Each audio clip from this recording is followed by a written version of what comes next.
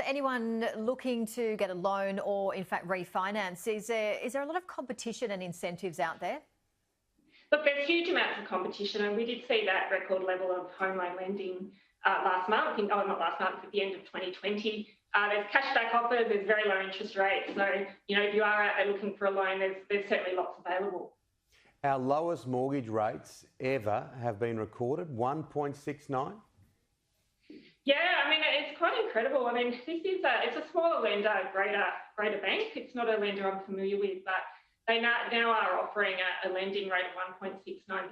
So, I think this is the thing with lending at the moment. It's one of the reasons the housing market has taken off so spectacularly is that finance is just so incredibly cheap. The fact that you can get lending under 2%, you can get cashback offers. We've had a real freeing up of finance. It was one of the key things that was put forward in the budget last year was the relaxation of responsible lending. So, the recovery in the housing market, very strong first home buyer activity, a lot of upgrader activity, even a lot of second home buyers are really showing incredible levels of activity, and it's flowing through to home loan lending, and we saw it in official stats, and we can even see it on the ground in terms of these very competitive rates.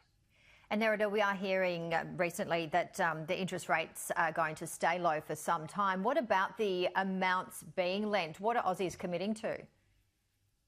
Yeah, look, it was a record level set in terms of what was being lent out in December. One of the things with very, very low interest rates is that it's obviously designed to encourage lending and to try and stimulate activity. So, we are in a position now where we have got incredible levels of government debt. Businesses have taken a lot of debt, and also obviously households are taking a lot of debt in terms of taking on particularly home loan finance.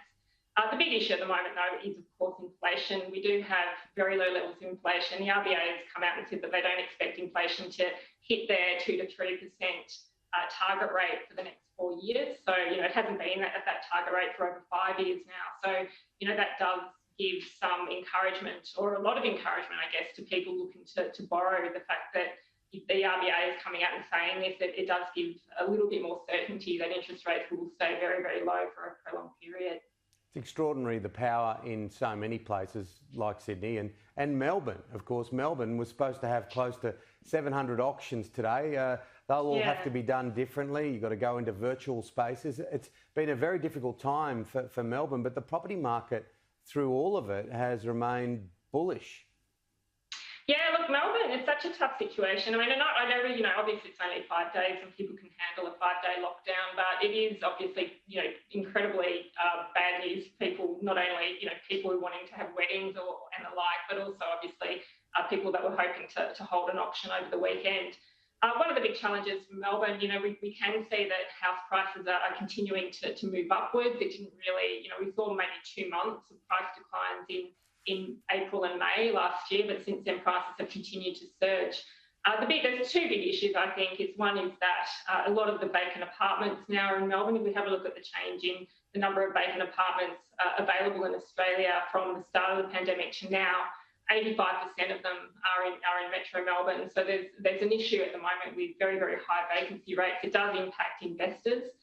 The other issue too is what came through in the ABS population movement data, that Melbourne has seen very, very high levels of population movement from Melbourne or from Victoria up into southeast Queensland. So, we haven't seen that level of population movement since the mid-90s. So, I think on one hand, we say it's only 5 days, but, I guess it's just this gradual erosion of confidence amongst people that business can operate more normally.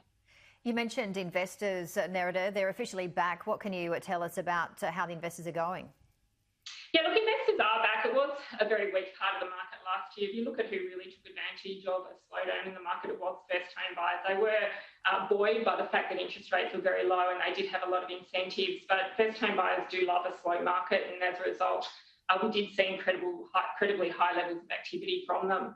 At the end of last year, we started to see investors return. So that showed up in inquiry on realestate.com.au, but it also showed up in home loan data. So one of the really positives about that is the flow into the construction sector, that we are now seeing high levels of inquiry, not just for existing homes in areas that are very, very popular already. We are starting to see high levels of demand for off-the-plan apartments, which has been a sector of the market that really didn't benefit from home builder because investors were excluded, and investors are the majority purchasers of off the plan. Yeah, we're looking at some of the documentation there, new apartment projects with the highest level of inquiry, January 2021, and there's a bit of a list there going through some of the centres of Australia. But just finishing off and looking at the rental market quickly, it's two-paced, isn't it, the property market at the moment, both when it comes to buying homes and renting homes. So houses, you can't find them. Units, there's lots of them. And that's also in the rental market, particularly in the big cities. Yeah, it is. It's really apparent in the rental market, probably less so in the seller market and the buyer market at the moment. You know, we are seeing some locations see increases for units, even though rental demand is weak. So, you know, I think that's very high levels of activity occurring because of low finance. The rental market, as you said, very two-speed. If you're looking for a family home in a highly desirable area, it is quite hard to find a property to rent. But if you're looking for a unit in an area where there's a very high number of apartments, and there's also very high reliance on foreign students, you really have your pick. If we have a look what's happening with rents at the moment, I mean, you've got markets like Canberra, doing incredibly well, not just from a residential perspective, but also from a commercial property perspective.